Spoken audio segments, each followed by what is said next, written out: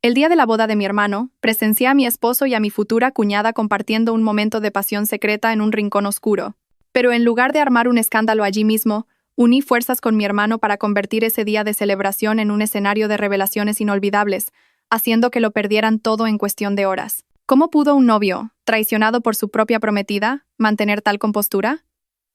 Mi historia puede parecer increíble para muchos, pero es la amarga y cruda verdad que tuve que vivir. Era un día soleado. El hotel de 5 estrellas estaba adornado con lujosas cintas de seda blanca y flores frescas. Deslumbrantes lámparas de cristal lo iluminaban todo, haciéndolo brillar como una escena de cuento de hadas. Una suave música y palabras de bendición llenaban el ambiente. Hoy era el gran día de mi hermano, Javier, y de mi futura cuñada, Elena. Como hermana del novio, yo, Isabella, no podía ocultar mi felicidad y orgullo. De pie en un rincón del salón de banquetes, sonreí al ver a mi hermano con su impecable smoking. Su atractivo rostro resplandecía de felicidad. Es 5 años mayor que yo y desde pequeño siempre me ha cuidado y protegido. Después de que nuestros padres fallecieran prematuramente, él fue para mí un padre, un amigo, mi mundo entero. Ver que había encontrado un refugio para toda la vida con una mujer tan bella y dulce como Elena, llenaba mi corazón de una calidez infinita. Elena tenía una apariencia frágil y delicada, hablaba en voz baja y siempre miraba a mi hermano con admiración. Durante su noviazgo, me trató como a una verdadera hermana. Pensé que nuestra pequeña familia por fin estaba completa, y que yo también había encontrado mi propia felicidad. Mi esposo, Marco, estaba a mi lado, rodeando mi cintura con su brazo. Era un arquitecto de talento, y, a mis ojos y a los de todos, el hombre perfecto. Llevábamos 5 años casados y teníamos un matrimonio que era la envidia de todos. Siempre fue tierno y atento, mi pilar de apoyo en todas las tempestades. Apretó suavemente mi mano y me susurró al oído. Tu hermano está increíble hoy. Y tu cuñada parece un sueño. Son una pareja hecha en el cielo. Sonreí, apoyando la cabeza en su hombro, sintiendo la calma familiar. Sí, espero que sean tan felices como nosotros. Creía sinceramente que era la mujer más afortunada del mundo. Tenía un hermano que me adoraba, un esposo maravilloso y pronto tendría una cuñada encantadora. Vivía en esa burbuja de color de rosa. Hasta que pocos minutos después, la reventé con mis propias manos. Estaba a punto de comenzar la ceremonia. De repente, me di cuenta de que mi marido había desaparecido hacía un rato. Quería hacerme una foto con los novios antes de que subieran al escenario. Miré a mi alrededor, pero no vi su figura familiar. Pensé que tal vez había salido a contestar una llamada, así que caminé sola hacia el final del pasillo, donde había un pequeño balcón con vistas al jardín trasero del hotel. Era un lugar bastante tranquilo, así que supuse que podría estar allí. A medida que me acercaba, oí susurros mezclados con la risita de una mujer. Esa voz me resultaba demasiado familiar. Aminoré el paso, y mi corazón de repente empezó a latir un poco más rápido. A través de la rendija de la puerta de cristal abierta que daba al balcón, vi una escena que me heló la sangre. Mi esposo Marco estaba allí, y la mujer a la que sostenía en sus brazos, besándola apasionadamente, no era otra que la novia del día, Elena, mi futura cuñada. Todavía llevaba su inmaculado vestido de novia, pero ahora me parecía increíblemente repugnante e hipócrita. El tiempo pareció detenerse, mis oídos se ensordecieron, todos los sonidos a mi alrededor desaparecieron, y solo pude oír el sonido de mi corazón haciéndose añicos. Me apoyé con fuerza en la fría pared para no derrumbarme. Tenía un nudo en la garganta y una oleada de náuseas me subió por el pecho. Y entonces, su conversación llegó a mis oídos. Cada palabra era como un cuchillo afilado, apuñalando sin piedad el último trozo de esperanza que me quedaba. Eres muy atrevido, cariño. Quedar aquí a estas horas. La voz de Elena era coqueta, sus manos todavía rodeaban el cuello de Marco. Marco se burló. Una risa que nunca le había visto, llena de arrogancia y desdén. ¿De qué tienes miedo? Nadie se lo imaginaría. Mira a la familia de esa estúpida, ocupados como marionetas. Y su hermano, ese tal Javier, no es más que un tonto enamorado. Lo tenemos todo bajo control. Esa estúpida, se refería a mí, un tonto enamorado, se refería a mi hermano. Apreté los puños con fuerza, mis uñas se clavaron en mi carne, pero no sentí dolor. Aún así, estoy un poco nerviosa, continuó Elena. ¿Y si todo se descubre después? Además, no me gusta la idea de vivir contigo y tu mujer. Marco volvió a reír, esta vez con desprecio. No tienes por qué estar celosa de esa cría. Me casé con ella solo por la etiqueta de ser hija de una familia respetable y culta. Para engañar al mundo. No es más que una máquina de hacer bebés, mi escudo. En cuanto me dé un hijo, encontraré la manera de deshacerme de ella. Pronto, toda la fortuna de Javier será nuestra. Y entonces, podrás tener lo que quieras, mi amor. Mi amor. Esas dos palabras cayeron sobre mí como un rayo. No pude soportarlo más. Mi mundo, mis creencias, 5 años de amor, todo se había hecho añicos. En un instante me di la vuelta y empecé a caminar como un autómata. No sabía a dónde iba. Las lágrimas caían sin cesar, pero no tenía valor para llorar en voz alta. Solo sentía asco. Un asco profundo.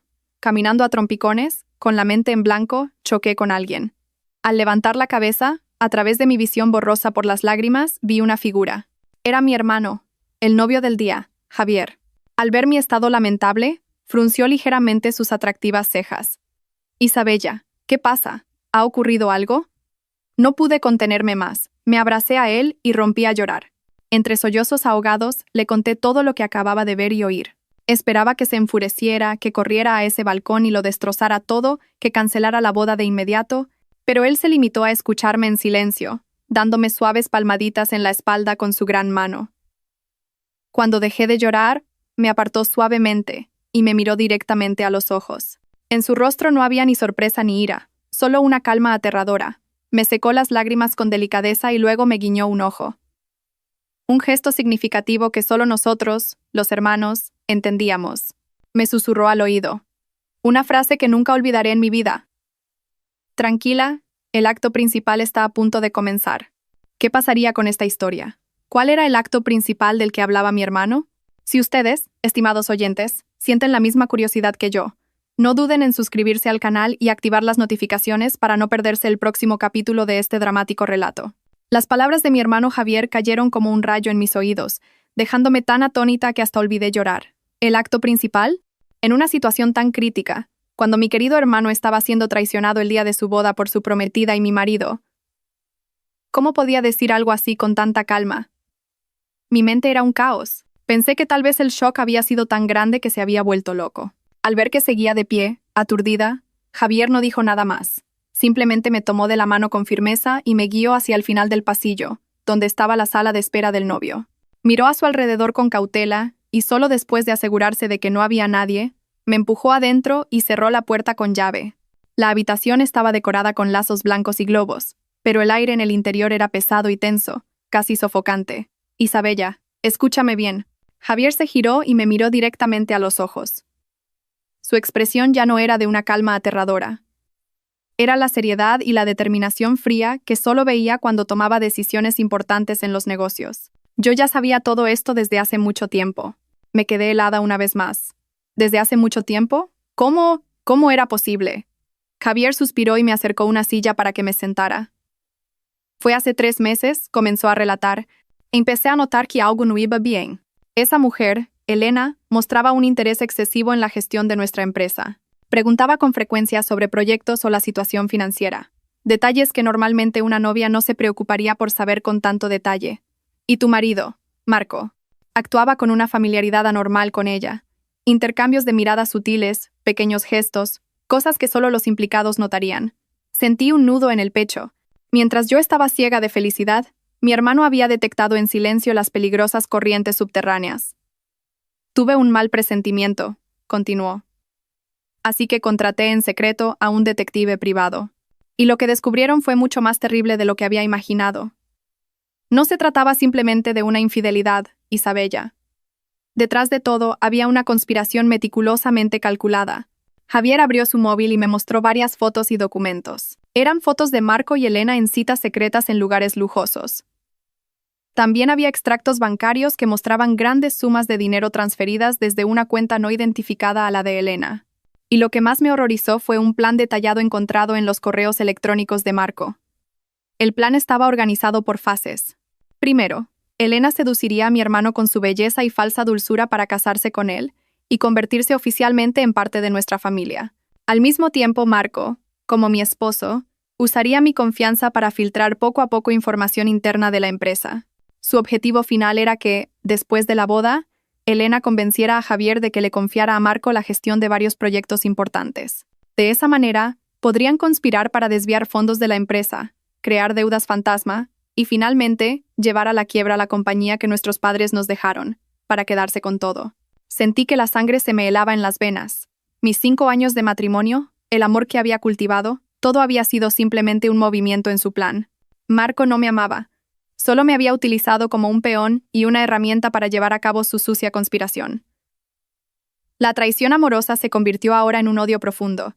No solo habían pisoteado mis sentimientos, sino que también habían intentado destruir el trabajo de toda la vida de nuestros padres. Entonces, ¿por qué? ¿Por qué seguiste adelante con esta boda sabiéndolo todo? Le pregunté, levantando la vista hacia mi hermano. Mi voz temblaba. Javier me miró, y un brillo agudo cruzó sus ojos.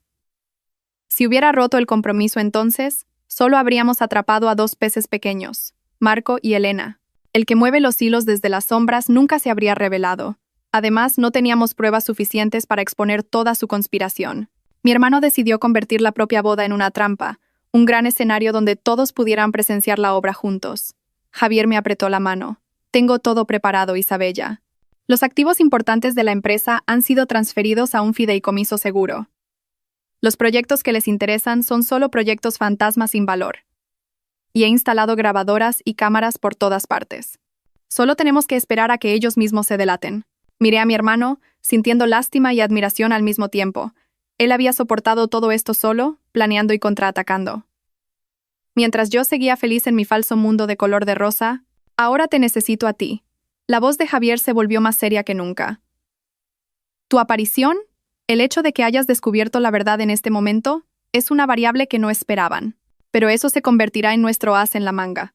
Marco y Elena solo te verán como una pobre esposa dolida por la traición. Nunca sospecharán de ti. Ahora mismo, sigue interpretando ese papel. Sigue llorando, finge estar destrozada. Cuanto más miserable parezcas, mejor. ¿Puedes hacerlo? Me sequé las lágrimas rápidamente. El dolor todavía ardía en mi pecho, pero ahora se había transformado en las llamas del odio. Mi hermano tenía razón. No era momento de ser débil. No solo lloraba por la traición de mi marido, sino que debía luchar por la justicia de toda nuestra familia. ¿Puedo hacerlo? Asentí, mi voz mucho más firme. Justo en ese momento, llamaron a la puerta. Señor Javier, es hora de que comience la ceremonia. Era la voz del organizador del evento. Javier se levantó y se ajustó la pajarita. Me miró y sonrió. Una sonrisa llena de confianza.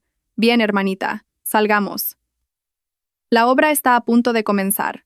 Recuerda, no estás sola. Tu hermano está aquí. Mi hermano abrió la puerta y salimos juntos. Al llegar al vestíbulo, vimos a Marco y Elena hablando alegremente con algunos invitados, cogidos del brazo. Al vernos a Javier y a mí, Marco se acercó rápidamente, con su habitual expresión de preocupación. Isabella, ¿dónde estabas? Te he estado buscando por todas partes. Levanté la vista y lo miré. Mis ojos todavía estaban hinchados de llorar. No dije nada, solo negué con la cabeza y me acerqué más a mi hermano. Marco pareció un poco desconcertado por mi frialdad, pero probablemente pensó que era por el cansancio. La música en el salón de bodas se volvió de repente más solemne. El maestro de ceremonias anunció con voz potente. Y ahora, recibamos con un caluroso aplauso a los protagonistas de hoy. El novio, el señor Javier Soler, y la novia, la señorita Elena Gascón. Todas las luces se centraron en ellos, y todas las miradas se llenaron de admiración. Y mientras mi hermano, el novio, tomaba la mano de esa mujer, la mujer que casi se convierte en mi cuñada, para entrar en el salón, yo sonreí. Mi sonrisa fue probablemente la mentira más perfecta de mi vida, pero también fue la sonrisa que presagiaba la tormenta que estaba por venir. Bajo las deslumbrantes luces del escenario, mi hermano y Elena parecían una pareja perfecta. Javier todavía lucía una sonrisa feliz, pero yo sabía que era solo parte de una actuación impecable. Ella fingía ser tímida y dulce, lanzándole miradas de amor de vez en cuando. Era una actriz excepcional. Caminaron juntos por un pasillo cubierto de rosas blancas, entre los aplausos incesantes de cientos de invitados. Me senté en la primera fila de la sección familiar, con Marco a mi lado. Él todavía me rodeaba los hombros con su brazo, susurrándome palabras dulces de vez en cuando. ¿No son preciosos? Espero que nosotros también celebremos un aniversario de boda tan grandioso. Yo simplemente me recosté en su hombro en silencio, fingiendo estar embriagada por la atmósfera romántica de la ceremonia.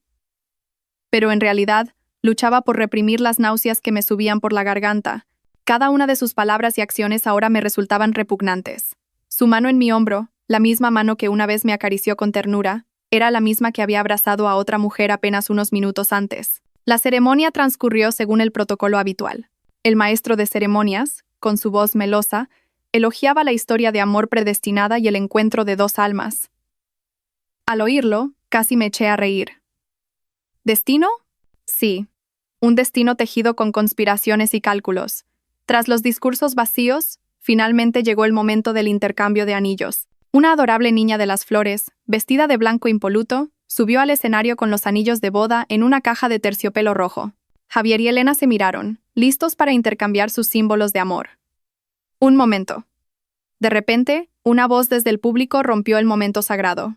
Todo el salón contuvo la respiración, y todas las miradas se dirigieron a la persona que acababa de hablar. Era una mujer de mediana edad. Su atuendo era bastante elegante, pero su rostro estaba lleno de ira y dolor. La acompañaba un hombre mayor, probablemente su marido. Vi a Elena, en el escenario, estremecerse ligeramente, y su rostro palideció por un instante. Mi hermano permaneció tranquilo, como si hubiera anticipado la aparición de esta mujer. «Disculpe, ¿quién es usted? ¿Qué sucede?», intentó el maestro de ceremonias controlar la situación. La mujer no respondió, sino que subió directamente al escenario y se plantó frente a Elena. «Elena, ¿me reconoces?», dijo, su voz mezclada de ira y decepción. Elena retrocedió un paso, su rostro tan pálido que no tenía ni una gota de sangre. «Ah, señora, ¿cómo es que está usted aquí? ¿Por qué no debería estar aquí?», se burló la mujer con amargura. «He venido a ver cómo mi futura nuera, la que juró amor eterno a mi hijo, está a punto de convertirse en la esposa de otro hombre. He venido a buscar justicia para mi hijo». Un murmullo comenzó a extenderse entre los invitados. «¿Futura nuera? ¿Hijo? ¿Qué estaba pasando?». Marco, sentado a mi lado, también estaba sorprendido. «¿Qué pasa, Isabella? ¿Quién es esa mujer?», me preguntó. Yo solo negué con la cabeza, fingiendo estar igualmente sorprendida y confundida. La mujer se giró hacia los invitados y alzó la voz. «Damas y caballeros, lamento interrumpir este feliz día, pero hay algo que debo decir. Esta señorita en el escenario, Elena, era la prometida de mi hijo. Se amaron durante 5 años, celebraron su compromiso y solo esperaban la fecha de la boda. Pero en solo unos meses ella cambió de opinión y se fue con un hombre más rico, dejando a mi hijo sumido en un dolor terrible». Al terminar, sacó un fajo de fotos de su bolso y las arrojó al escenario. Se esparcieron fotos de Elena con otro hombre, en actitud cariñosa. También había fotos de su fiesta de compromiso. Un «ah» colectivo resonó en todo el salón. Ahora, todas las miradas que se posaban en la novia no eran de admiración, sino de curiosidad, duda y reproche. Elena se quedó clavada en el escenario, con el rostro blanco como el papel. Intentó explicarse, tartamudeando. «No, no es eso. Esa persona y yo rompimos hace mucho tiempo». «¿Rompimos?», se burló de nuevo a la mujer. «Qué descarada. Ahora mientes. Hace solo 3 meses le sacaste dinero a mi hijo para ir de compras e invertir. Lo engañaste y lo utilizaste. ¿Cómo puedes traicionarlo así ahora?». Elena no pudo decir nada, y miró a Javier con ojos suplicantes. Pero mi hermano, el novio y el que debería estar más enfadado, simplemente se cruzó de brazos y la miró con una frialdad y una distancia desconocidas. Yo, sentada abajo, observaba la obra en silencio. Sabía que este era el primer acto que mi hermano había preparado. Había encontrado al exnovio abandonado por Elena y había invitado a su madre aquí. Quería arrancarle a Elena su máscara de inocencia y pureza delante de todos.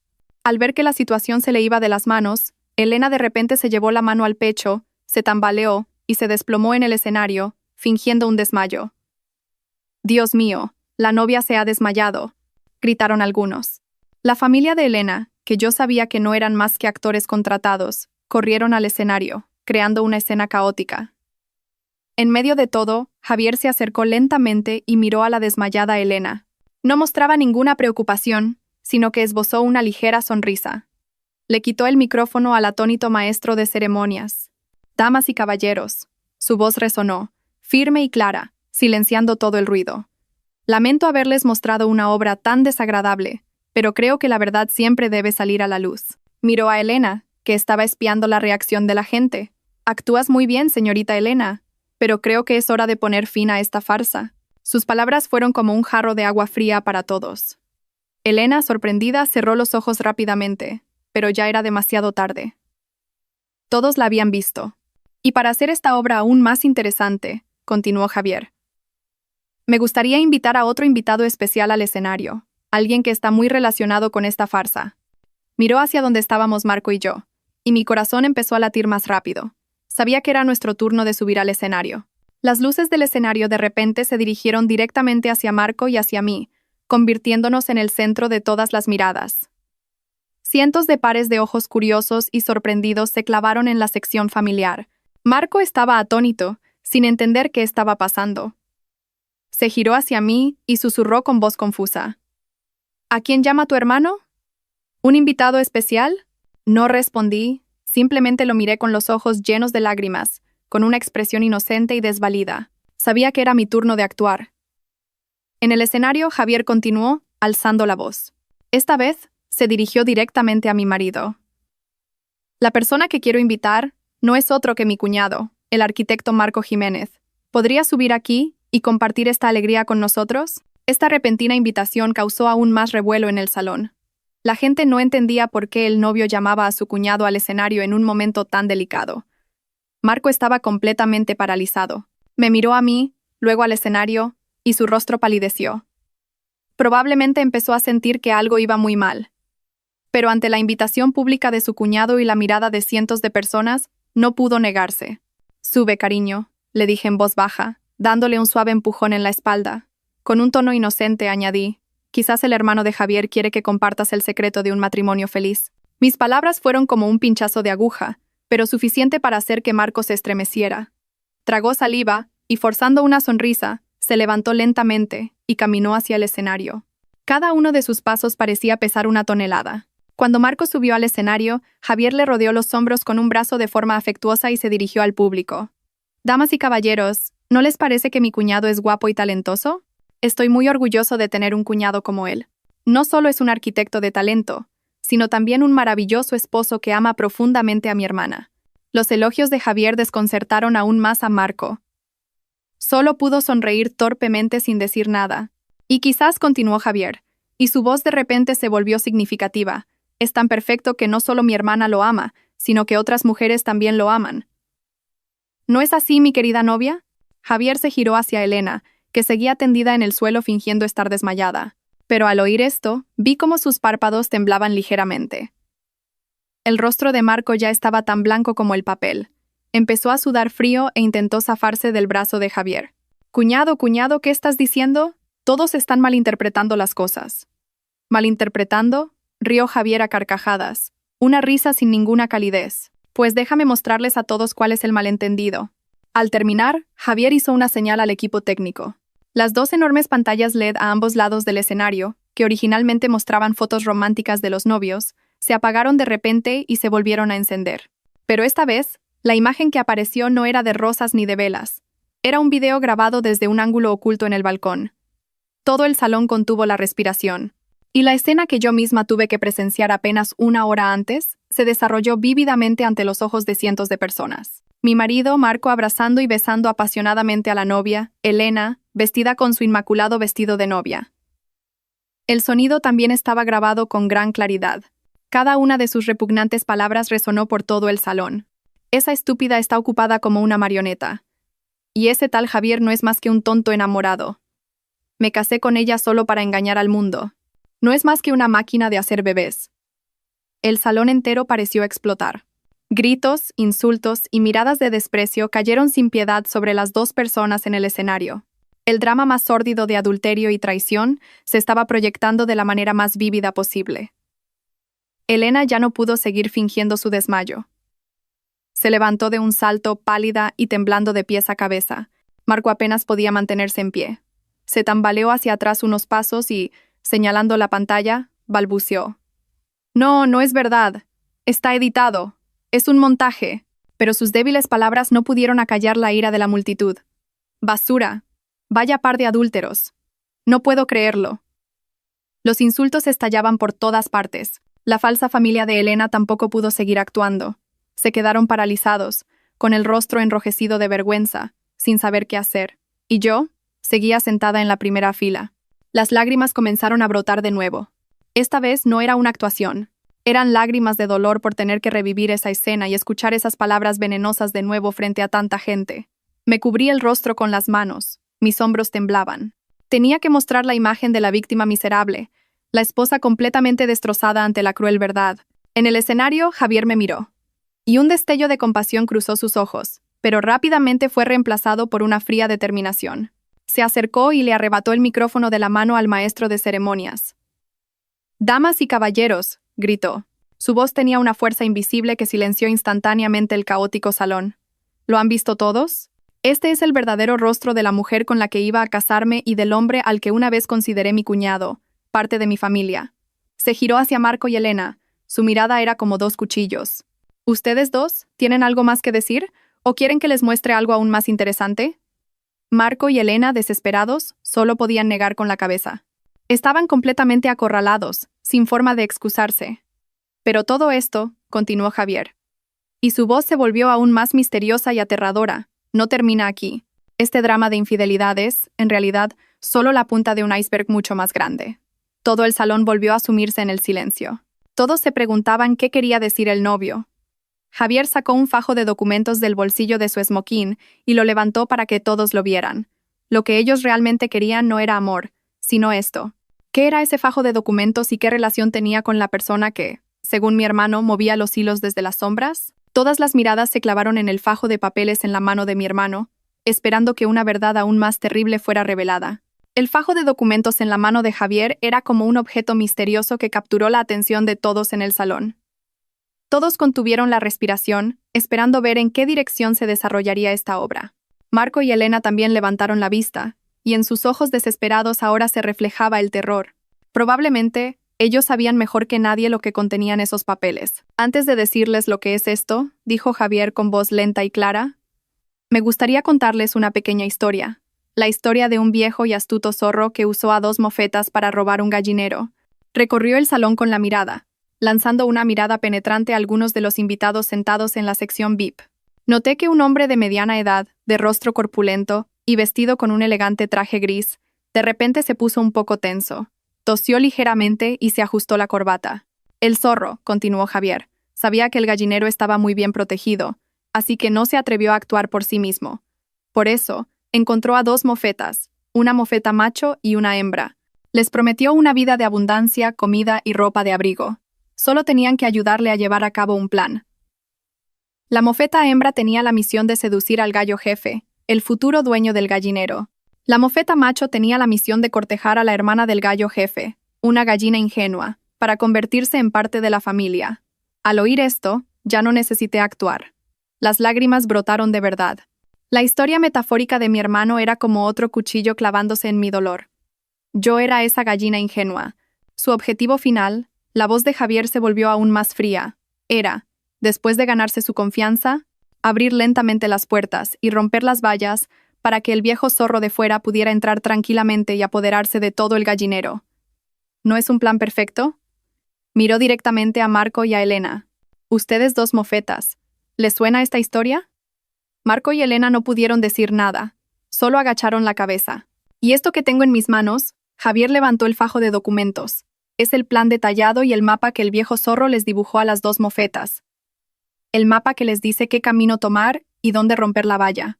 Este es el plan completo para apoderarse del Grupo Soler, el trabajo de toda la vida de nuestros padres.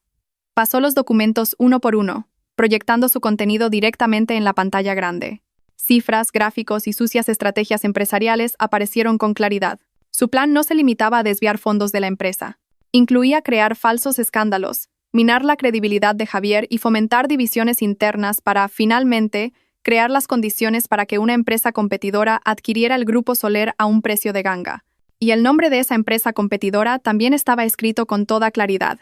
Imperio Dorado. Todo el salón volvió a murmurar. Imperio Dorado no era un nombre desconocido en el mundo de los negocios. Era una fuerza emergente que había ascendido rápidamente con movimientos audaces y controvertidos. Y el hombre del traje gris que había mostrado un comportamiento extraño antes no era otro que el presidente de Imperio Dorado, el señor Morales. Ahora todas las miradas se dirigían hacia él. El señor Morales palideció, pero intentó mantener la compostura. Se levantó, se arregló la ropa y trató de abandonar el salón. Señor Morales, ¿a dónde va con tanta prisa? La voz de Javier fue como una cuerda invisible que le ató los tobillos. ¿Aún queda lo mejor? ¿No querrá perdérselo? El señor Morales se giró y esbozó una torpe sonrisa de negocios. Presidente Soler, creo que hay un malentendido. No tengo nada que ver con los asuntos internos de su empresa. ¿Nada que ver? Rió fríamente Javier. Entonces, ¿cómo explica sus reuniones secretas con estas dos personas? ¿Y el dinero que le envió a la señorita Elena para que pudiera hacerse pasar por una chica rica? ¿Y la promesa de un puesto de director de proyectos al señor Marco, si todo salía bien? Cada pregunta de Javier era un golpe contundente que hacía que el señor Morales apenas pudiera mantenerse en pie. Sabía que mi hermano no hablaba por hablar, que tenía todas las pruebas en sus manos. Justo en ese momento, dos hombres vestidos de paisano, que parecían policías, se acercaron lentamente a la mesa del señor Morales. No dijeron nada, solo lo miraron fijamente con una mirada solemne. El señor Morales se dio cuenta de que todas sus vías de escape estaban bloqueadas. Se desplomó en su silla, con la frente empapada en sudor. La obra que había construido con tanto esmero estaba a punto de terminar. El viejo zorro finalmente había sido acorralado. Yo, sentada abajo, lo observé todo. Mi corazón ya no estaba lleno de dolor personal, sino de ira por la vileza y la crueldad del mundo de los negocios. Por el beneficio, eran capaces de pisotearlo todo. El amor, los lazos familiares, incluso la decencia humana. Mi marido Marco, al que una vez amé con locura, no era más que un peón en el tablero de ajedrez de otra persona. Había vendido su alma por una vana promesa. Me miró, y en sus ojos ya no había descaro, sino un vacío y una desesperación extrema. Lo había perdido todo: el amor, el honor y también su futuro. En el escenario, Javier, después de exponer toda la conspiración, se giró hacia mí. Caminó en mi dirección sin decir nada y me tendió la mano en silencio. Tomé su mano y subimos juntos al escenario. Cogió el micrófono, y su voz ya no era afilada, sino que se suavizó con un toque de compasión. Damas y caballeros, la persona más herida en esta historia no soy yo, sino mi hermana, Isabella. Esta chica ha tenido que soportar el engaño y la traición del hombre que amaba profundamente. Es completamente inocente. Se giró hacia mí, y con una mirada llena de amor dijo: Isabella, lo siento. Siento que hayas tenido que pasar por esto. Debería haberme dado cuenta antes. Debería haberte protegido mejor. Yo solo negué con la cabeza, y las lágrimas volvieron a brotar. Pero esta vez eran lágrimas de emoción y gratitud. La boda de hoy, continuó Javier, no tendrá novia, pero la fiesta continuará. Espero que todos nuestros distinguidos invitados se queden y consideren esto una fiesta para celebrar la verdad. Todo el salón estalló en aplausos. No aplaudían por una boda, sino por el coraje y la victoria de la justicia. Cuando pensaba que todo había terminado, un grito agudo surgió: «¡Oh!» de la novia, que estaba desplomada en el suelo. Elena se levantó de un salto. Se arrancó una horquilla afilada de su peinado y, con una mirada enloquecida, se abalanzó sobre mí. «Es por tu culpa, todo es por tu culpa». La acción enloquecida de Elena fue tan rápida y repentina que dejó a todos atónitos. La horquilla, brillando bajo las luces del escenario, voló hacia mí como una flecha envenenada. Me quedé paralizada, con la mente en blanco. Me di cuenta del peligro inminente, pero no podía reaccionar. Javier, a mi lado, tampoco tuvo tiempo de intervenir. Cuando la punta de la horquilla estaba a solo unos centímetros de mi cara, una sombra salió disparada desde atrás como un rayo. No era otro que Marco. Se interpuso delante de mí con todo su cuerpo. La afilada punta de la horquilla le rozó el hombro, dejando una mancha de sangre roja en su camisa blanca. «¡Ah!», gritó Marco de dolor, tambaleándose hacia atrás. Elena pareció sorprendida por su propia acción y por la reacción de Marco. Dejó caer la horquilla y se quedó de pie, aturdida, con el rostro pálido. Fue entonces cuando los guardias de seguridad del hotel corrieron a reducirla y se la llevaron. El salón volvió a sumirse en el caos. Javier corrió a ayudar a Marco. «¿Estás bien?». Marco, con el rostro contraído por el dolor, negó con la cabeza. No miró a Javier sino a mí. Su mirada era muy compleja. Había arrepentimiento, dolor y, de alguna manera, una especie de alivio. «Isabella, ¿tú, estás bien?». Miré la mancha de sangre en su hombro, con el corazón lleno de emociones encontradas. ¿Por qué lo había hecho? ¿Cómo podía el hombre que me había engañado y utilizado sin piedad arriesgar su vida para protegerme? ¿O era esto otra actuación? ¿Un intento de obtener mi última pizca de compasión? Llévenlo a la enfermería de inmediato. Javier ordenó al personal del hotel. Mientras se llevaban a Marco, los dos policías de paisano también se llevaron al señor Morales. El presidente de Imperio Dorado ya no tenía un aspecto imponente. No era más que un viejo fracasado, caminando con la cabeza gacha entre las acusaciones y el desprecio de la gente. La farsa de la boda finalmente había llegado a su fin. Javier volvió a tomar el micrófono e intentó calmar a los invitados. Damas y caballeros, una vez más, pido disculpas por el inesperado incidente. Nuestra fiesta tendrá que terminar aquí. En nombre de la familia, agradezco sinceramente a todos su asistencia. Los invitados comenzaron a marcharse uno por uno, llevándose consigo una historia inolvidable. El que había sido un espléndido salón de bodas ahora parecía desolado y frío como una ruina. Javier y yo nos quedamos en silencio en el espacio vacío. Un agotamiento extremo se apoderó de nosotros. Todo ha terminado, Isabella. Javier me dio una suave palmada en el hombro. Asentí, pero una gran pregunta seguía en mi mente. Hermano, ¿cómo lo supiste todo? El plan de adquisición de la empresa, el papel del señor Morales. ¿Cómo lo supiste? Javier me miró y esbozó una triste sonrisa, porque no era el único que quería desenmascararlo. Mi hermano me contó otra historia, una historia que había estado oculta durante años. Antes de fallecer, nuestro padre era un amigo íntimo y socio de negocios del señor Morales. Juntos pusieron los primeros ladrillos de ambas empresas. Pero fue ese mismo señor Morales quien, con artimañas sucias, engañó a nuestro padre para quedarse con todas sus acciones y llevarlo a la quiebra. Ese golpe hizo que nuestro padre cayera enfermo y, poco después, su salud se deterioró y falleció. Siempre tuve mis dudas sobre la muerte de mi padre. La voz de Javier se volvió más grave. Después de heredar la empresa, empecé a investigar en secreto y poco a poco fui encontrando pruebas de sus crímenes. Pero era demasiado astuto y ocultó todas las huellas hábilmente. Nunca tuve pruebas suficientes para hundirlo. Hasta que apareció Elena, continuó mi hermano.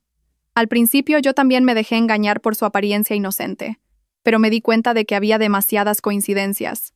Siempre mencionaba de pasada los proyectos en los que Imperio Dorado competía con nosotros. Así que mandé a investigarla y descubrí la relación entre ella y el señor Morales. Me di cuenta de que estaba intentando repetir conmigo el mismo guión que con mi padre, y decidí que esta era mi oportunidad de vengar a nuestro padre. Al oírlo, sentí un nudo en el pecho. Detrás del éxito de la empresa, mi hermano había cargado con un peso tan grande de venganza. Había tenido que vivir en una mentira, actuar con la mujer con la que iba a casarse, esperando el día en que pudiera derribar a su enemigo. Entonces, todo estaba en tu plan. La mayor parte, sí, asintió Javier, excepto una cosa. No sabía que tu marido también formaba parte de su plan, y mucho menos que tú serías la mecha de todo esto. Tu aparición, tu valentía, fue la variable inesperada, el golpe decisivo que lo hizo caer sin que tuviera tiempo de reaccionar. Mi hermano me miró con orgullo. Mi hermana pequeña, realmente has crecido. Esbocé una sonrisa entre lágrimas. Habíamos ganado. Juntos, como hermanos, habíamos ganado.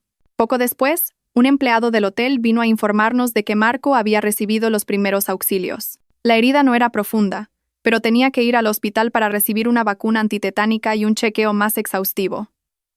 Dijo que quería hablar conmigo a solas un momento antes de irse. Dudé un poco, pero finalmente asentí. Al final, quería saber si quedaba algo de sinceridad en él. Entré en la enfermería. Marco estaba sentado en una camilla, con el hombro vendado. Parecía desaliñado.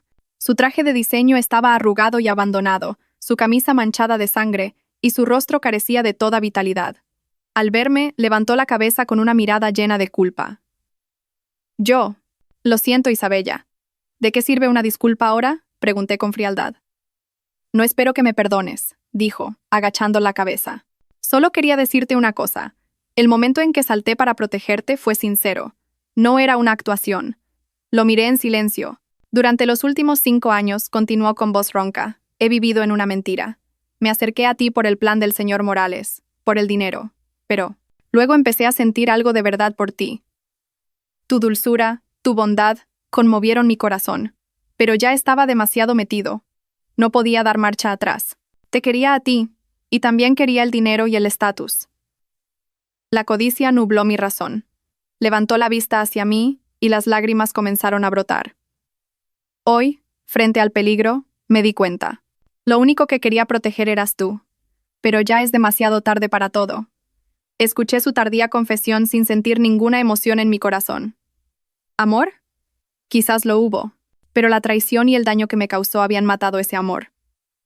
Guárdate esas palabras para el juez, dije con voz inexpresiva. Entre nosotros, todo ha terminado. Me di la vuelta y salí, dejándolo solo con su arrepentimiento y sus tardías lágrimas. En el momento en que se cerró la puerta de la enfermería, La puerta de mis 5 años de matrimonio también se cerró oficialmente y para siempre. Una semana después de la tormentosa boda, todo comenzó a calmarse gradualmente, pero las secuelas seguían siendo enormes. El caso de Imperio Dorado se convirtió en un escándalo que sacudió el mundo empresarial. El señor Morales, Elena y varios otros altos ejecutivos fueron arrestados e investigados por fraude, apropiación indebida y espionaje industrial. A pesar de su acto de salvarme, Marco no pudo eludir su implicación. Como pieza clave del plan, fue citado a declarar y se enfrentó a la inevitable justicia. Presenté la demanda de divorcio, y todo el proceso se llevó a cabo rápidamente y sin disputas. Decidimos vender nuestra casa, el único bien común de valor.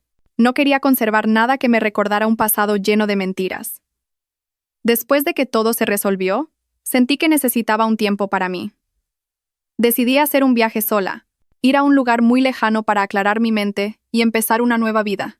Elegí Mallorca, la isla de la calma, un lugar lo suficientemente tranquilo como para sanar mis heridas.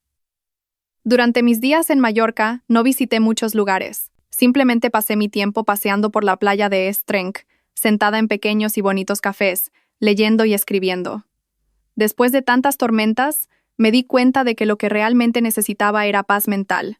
Y una tarde fresca, mientras estaba sentada en un café de madera con vistas al mar, esbozando ideas para un nuevo proyecto de la empresa, una voz familiar sonó a mi lado. «Hola, qué pequeño es el mundo». Levanté la vista y me sorprendí. Era el policía que había gestionado mi accidente de coche aquel día. Su repentina aparición me desconcertó un poco. Ya no vestía su estricto uniforme, sino una cómoda chaqueta caqui y vaqueros. Parecía mucho más joven y cercano. El viento de la tarde de Mallorca agitaba ligeramente su pelo oscuro y espeso. «Hola», sonreí, tratando de ocultar mi sorpresa. «Qué casualidad encontrarle aquí. ¿Está de vacaciones?» «Casi se podría decir que sí», respondió. Una suave sonrisa reveló un ligero hoyuelo. «Me trasladaron aquí hace unas semanas. Se podría decir que estoy empezando una nueva vida». Miró mi cuaderno y mi bolígrafo. «¿Estaba trabajando?» Siento haberla interrumpido. No, acababa de terminar, me apresuré a cerrar el cuaderno. Entonces, dudó un poco.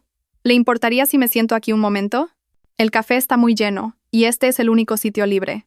Miré a mi alrededor y, efectivamente, el pequeño y bonito café estaba lleno de gente. «Sí, claro, siéntese». Acercó una silla y se sentó frente a mí, pidiendo un café con leche caliente.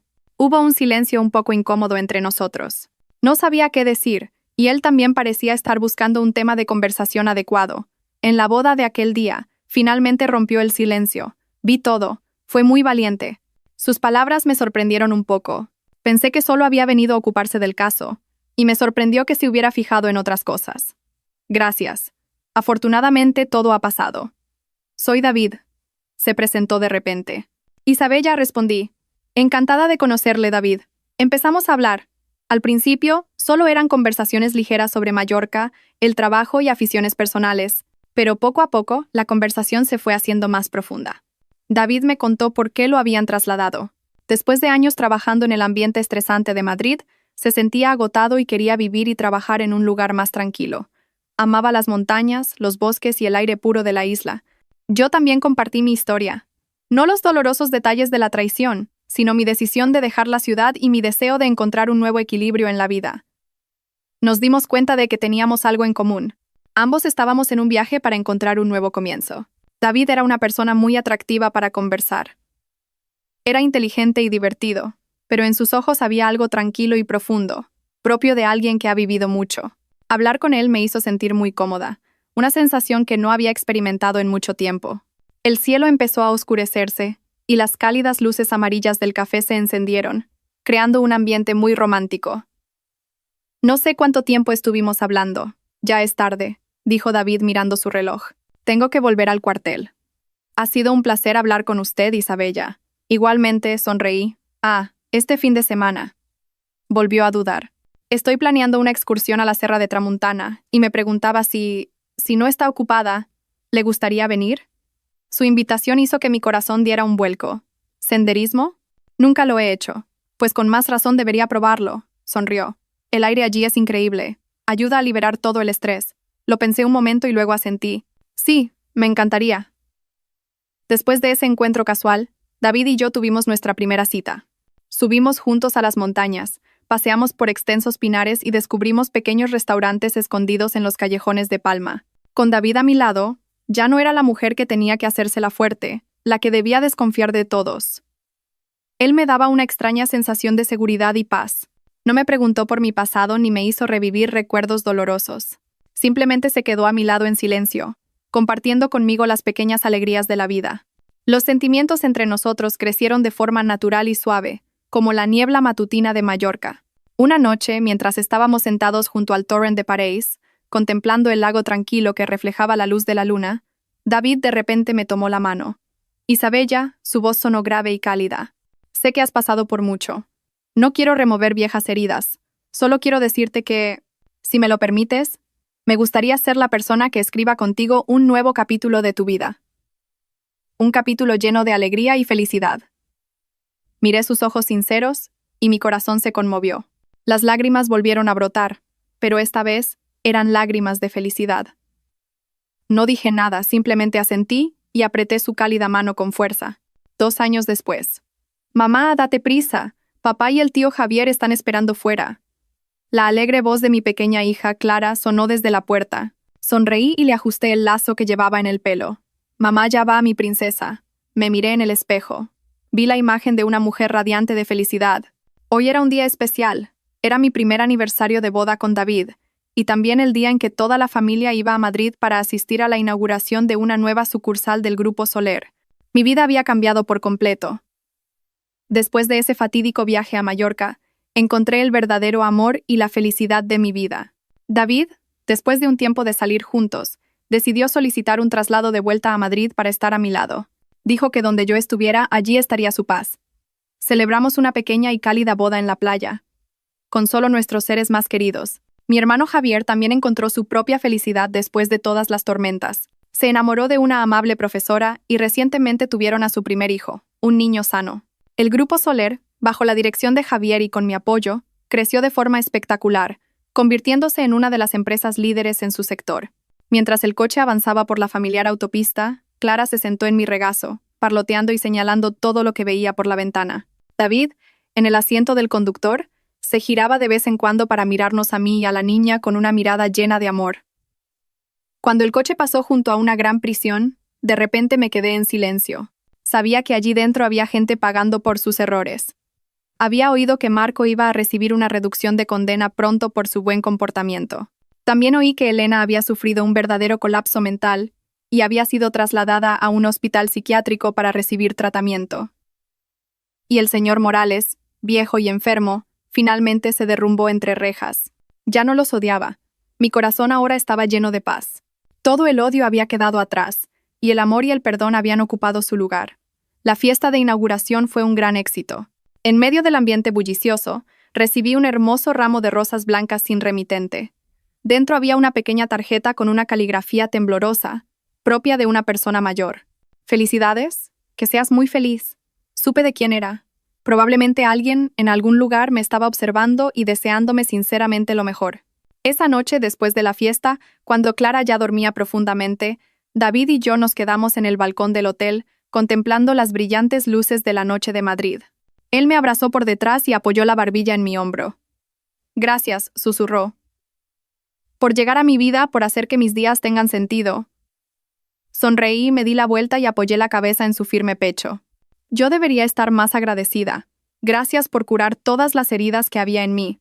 Nos abrazamos en silencio, sintiendo plenamente la felicidad del presente. La vida es realmente como un largo viaje con innumerables bifurcaciones impredecibles. Hubo momentos en los que pensé que había caído en el abismo de la desesperación, pero fue en el lugar más oscuro donde encontré la luz de mi vida. Un nuevo comienzo, una nueva felicidad, todo estaba aquí, en mis brazos. Después del viaje a Madrid, volvimos a nuestra tranquila rutina. Nuestra pequeña casa se llenó de nuevo con la risa de Clara y el calor de la familia. Mi hermano Javier también venía a menudo los fines de semana con su mujer y su hijo. Ver a mi hija y a mi sobrino jugar juntos. Sentí que mi corazón se curaba por completo. El pasado parecía muy lejano. Solo una vieja historia que recordaba de vez en cuando. El ramo de rosas blancas anónimo y la tarjeta del día de la inauguración simplemente los consideré como una tardía disculpa de algún familiar de Marco. No quería pensar en ello. ni darle más importancia. Guardé la tarjeta en un rincón de un cajón y la cerré con llave, como si cerrara un viejo capítulo de mi vida. Pero la vida no siempre es tan tranquila como un lago. Las primeras ondas comenzaron a formarse tan sutilmente que al principio pensé que era solo mi hipersensibilidad debido a todo lo que había pasado. A veces, mientras conducía por la calle, tenía la sensación de que un familiar coche negro me seguía. Pero cuando miraba más de cerca por el retrovisor, el coche desaparecía entre el tráfico. Una vez, mientras jugaba con Clara en un parque cerca de casa, sentí una mirada fija en mí y en mi hija desde un banco lejano. Era una mujer de mediana edad, vestida de forma muy elegante, con un sombrero de ala ancha y gafas de sol que le cubrían parte del rostro. Cuando la miré de nuevo, ella giró la cabeza inmediatamente y abandonó el parque a toda prisa. Cuando le conté esto a David, él simplemente se rió y me abrazó. Otra vez estás pensando demasiado. Ahora eres una exitosa y hermosa directiva. Es normal que algún admirador te mire. Pero sabía que mi marido lo decía para tranquilizarme. Su instinto policial le hacía estar también en alerta en silencio. Revisaré las cámaras de seguridad de alrededor de casa. Nunca está de más ser precavido, añadió. Ese incidente también pronto quedó en el olvido. Hasta el segundo cumpleaños de Clara. La fiesta fue íntima en casa, solo con la familia de Javier, nosotros y algunos amigos cercanos. Mientras todos cantaban alegremente el cumpleaños feliz, de repente sonó el timbre. David fue a abrir y volvió con una caja de regalo muy bien envuelta en la mano, pero su expresión era un poco extraña. Es de un servicio de mensajería, dijo. Es un regalo para Clara, pero no pone el nombre del remitente. Todos nos sorprendimos. Cogí la caja de regalo y una vaga inquietud se apoderó de mí. La caja estaba envuelta en un papel de regalo de alta calidad, atada con una cinta de seda rosa muy elaborada. Claramente, el remitente se había esmerado mucho. ¿No será de algún socio comercial que te aprecia?, supuso Javier. Yo también lo pensé. Probablemente era un regalo de negocios. Abrí la caja con cuidado bajo la mirada curiosa de todos. Dentro, sobre un suave terciopelo, había una pequeña y bonita pulsera de oro blanco, hecha con gran delicadeza. El colgante de la pulsera era una flor de loto finamente tallada, con un pequeño diamante en el centro que brillaba bajo la luz. Era un regalo muy valioso, pero lo que me dejó helada no fue su valor, sino la pequeña tarjeta que la acompañaba. La caligrafía de la tarjeta era suave, elegante y muy familiar. Abrí la tarjeta con manos temblorosas, y dentro había una sola línea corta. Feliz cumpleaños a nuestra pequeña, de su abuela. A nuestra pequeña de su abuela. La palabra abuela fue como un rayo que golpeó mi mente. ¿Quién? ¿Quién era la abuela? Mi madre había fallecido. Mi suegra, la madre de David, vive en el campo y no es de escribir con esa caligrafía tan refinada, y mucho menos mi ex-suegra. Temblorosa. Cogí la tarjeta y la comparé con la caligrafía de la tarjeta del ramo de rosas blancas que recibí en la inauguración. Eran idénticas. Era la misma persona. Una persona que se autodenominaba la abuela de mi hija. Isabella, ¿qué te pasa? Estás pálida como el papel. David me sacudió el hombro con preocupación. No respondí. Simplemente le mostré la tarjeta. David leyó la tarjeta y luego frunció sus atractivas cejas. Cogió la pulsera y la examinó con atención. Esto es muy extraño, dijo. ¿Quién es esta persona? ¿Cómo sabe el cumpleaños de Clara y le envía un regalo tan caro? Me desplomé en la silla, con la mente hecha un lío. Imágenes dispersas me vinieron de repente a la mente. El coche negro que me seguía, la misteriosa mujer en el parque, el ramo de rosas blancas anónimo. Y ahora, una pulsera de oro blanco con una nota que decía de su abuela. Todo esto no era una coincidencia. Alguien, una mujer, estaba observando en silencio mi vida y la de mi hija. Sabía mucho sobre nosotras. Era muy rica, y se hacía llamar la abuela de Clara. Pero, ¿cómo era posible? Mi madre había fallecido hace años en un terrible accidente de tráfico. Yo misma vi la foto de su funeral, y junto con Javier celebramos su entierro. No podía haber ningún error.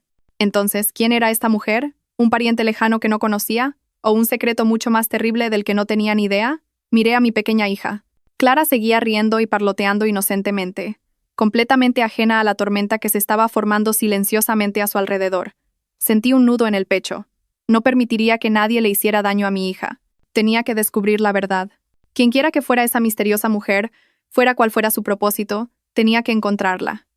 La vida tranquila que tanto me había costado conseguir parecía enfrentarse de nuevo a una nueva tormenta. Una tormenta que soplaba desde el mismo pasado que creía conocer tan bien. El misterioso regalo de cumpleaños rompió por completo el alegre ambiente de la fiesta. Después de que todos los invitados se fueron, solo quedamos en casa nosotros y la familia de Javier. Mi hermano examinó la pulsera, su rostro tan serio como el mío. «Esto no es un asunto sencillo», dijo en voz baja. «Una pulsera de bebé hecha a medida como esta, de oro blanco y con un diamante. Debe costar miles de euros. Esta persona no es alguien corriente». Mi cuñada, una mujer sabia y delicada, también habló. «¿No podría ser alguien de la familia de tu exmarido, Isabella? Quizás intentan acercarse a la niña de esa manera». «Es imposible», negué con la cabeza con firmeza. «No tienen motivos para hacerlo y, lo que es más importante, esta caligrafía no es la suya». David permaneció en silencio durante un rato, pensativo, y finalmente habló con la seriedad propia de un policía. «Lo primero que tenemos que hacer es rastrear el origen de este regalo.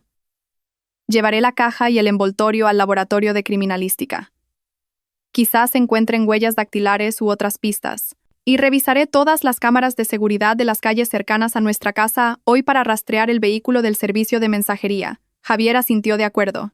«Correcto. Yo también usaré mis contactos para preguntar a los principales joyeros si alguien reconoce este diseño de pulsera.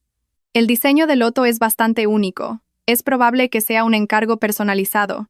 Nuestra conversación llegó a un punto muerto. Aunque barajamos varias hipótesis, ninguna podía explicar la aparición de esta persona que se autodenominaba abuela. Esa noche no pude pegar ojo. Abracé a mi pequeña hija, contemplando su rostro dormido. Un miedo invisible me envolvía. ¿Quién era esa mujer? ¿Qué quería de mi hija? ¿Tendría malas intenciones? Los días siguientes transcurrieron en un estado de ansiedad y preocupación. David y Javier hicieron todo lo posible por investigar, pero todas las pistas parecían llevar a un callejón sin salida. El servicio de mensajería era una pequeña empresa, y el remitente había pagado en efectivo y usado un nombre falso. Las cámaras de seguridad solo mostraban a un mensajero corriente, nada especial. Ningún joyero reconoció el diseño de la pulsera. La misteriosa mujer parecía haberlo calculado todo meticulosamente, sin dejar rastro alguno. Al ver que la investigación estaba estancada, me sentí aún más ansiosa. Decidí que no podía seguir esperando pasivamente. Tenía que encontrar las respuestas por mí misma. Decidí empezar por mi pasado, por lo que sabía de mi madre. Pedí unos días de vacaciones, dejé a Clara con mi suegra y volví sola a la antigua casa de mis padres en el pueblo donde crecimos mi hermano y yo. Hacía mucho tiempo que no volvía. La casa seguía igual, cubierta por el polvo del tiempo, pero cada rincón evocaba cálidos recuerdos de mi madre. Empecé a limpiar el desván, donde mi madre guardaba objetos viejos y recuerdos familiares. Esperaba encontrar entre esos objetos aparentemente insignificantes alguna pista sobre la misteriosa mujer, algún secreto que mi madre nunca nos contó. Pasé las páginas de los viejos álbumes uno por uno. Fotos en blanco y negro, fotos en color desvaídas. Mi madre, hermosa y radiante en su juventud. Mis padres, felices el día de su boda. Y fotos de Javier y yo de niños, sonriendo inocentemente en brazos de nuestros padres. Las revisé una y otra vez, pero no vi a ninguna mujer de aspecto lujoso y desconocido. Cuando estaba a punto de rendirme, mi mano tropezó con una pequeña caja de madera escondida en el fondo de un viejo baúl. La caja estaba cerrada con un pequeño candado oxidado. Después de forcejear un buen rato, conseguí abrirla. Dentro no había joyas ni dinero, sino un fajo de cartas amarillentas, cuidadosamente atadas con una cinta morada. Cogí el fajo de cartas con manos temblorosas. La caligrafía no era ni de mi madre ni de mi padre. Era la caligrafía de una mujer, suave y elegante, idéntica a la de la tarjeta de cumpleaños de Clara. Sentí que se me paraba el corazón. Abrí rápidamente la primera carta. Mi querida hermana Carmen, ya ha pasado un año desde aquel fatídico día. Todavía no puedo olvidar cómo me salvaste de aquel coche a punto de explotar. No sé cómo podré pagarte este favor en toda mi vida. Te envío un pequeño regalo, por favor, acéptalo. Sé que te negarás, pero no lo hagas. Considéralo un pequeño detalle de mi parte para los 2 niños que tienes en casa. Ahora debo irme. No puedo seguir en este lugar que me lo ha arrebatado todo.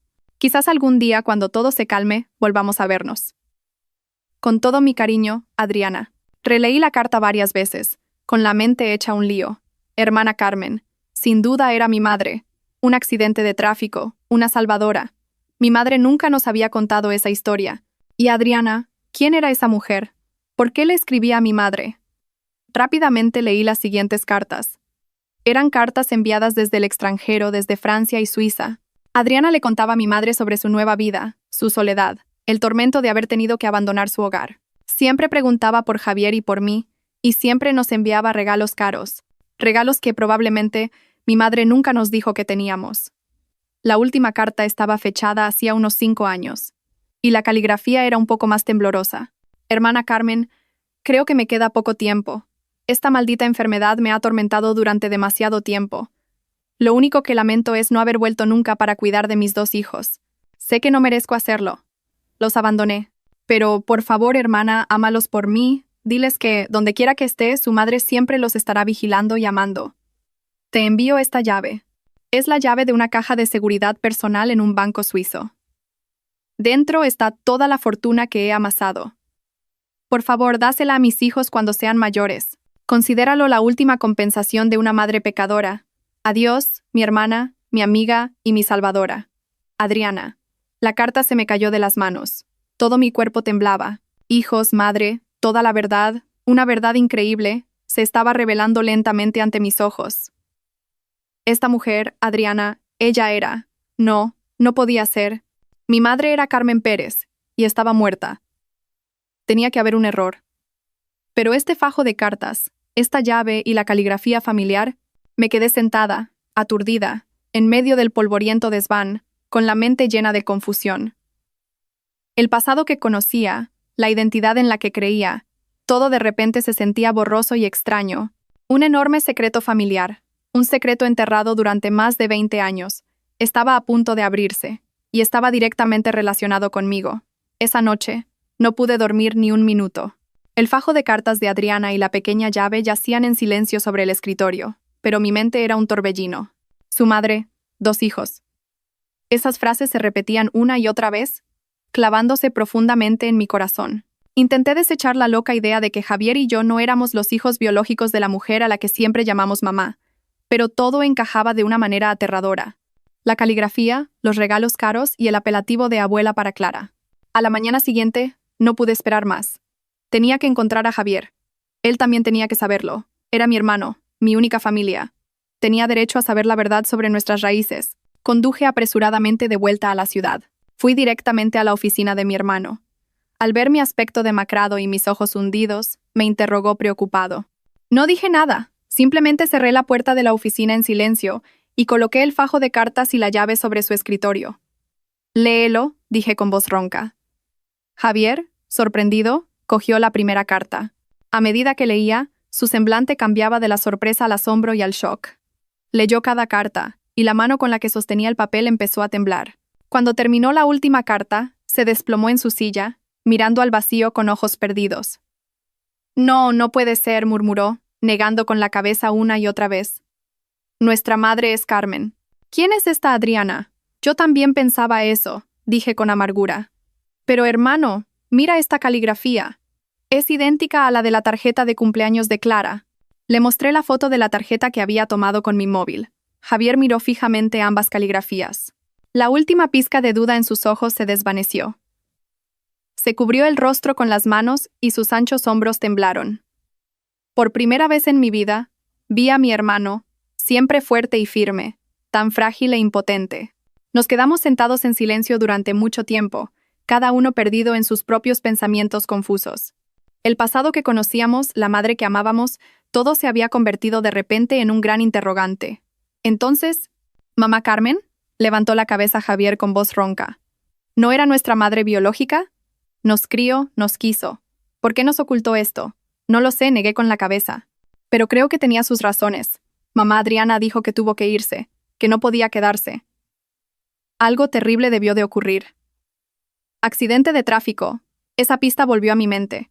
Mamá Adriana dijo que mamá Carmen la salvó. Sí. El secreto debe de estar en ese accidente de tráfico, Javier.